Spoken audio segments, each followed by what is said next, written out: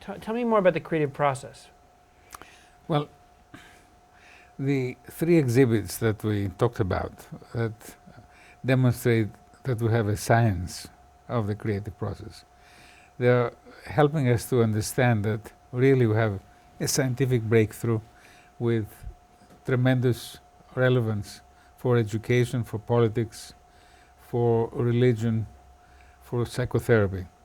We have an entity now that we can easily all agree about because it's a universal phenomenon that is measurable.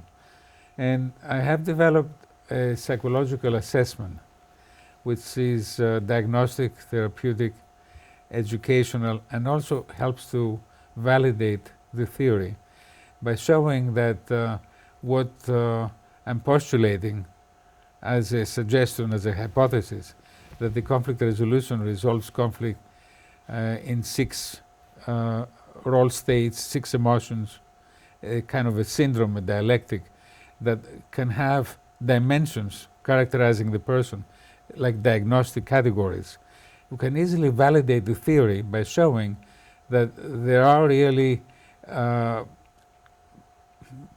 people who are resolving conflict as dominant, people who are resolving conflict as submissive, people who are resolving it as cooperative submissive and antagonistic submissive, cooperative dominant or antagonistic dominant, and therefore being able to create insight in an hour, as long as it takes to do the two tests.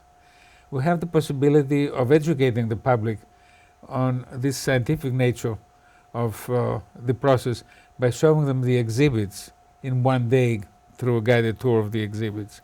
So we have the possibility of establishing consensus that we have a science of psychology that is a moral psychology, that is the science of conflict resolution.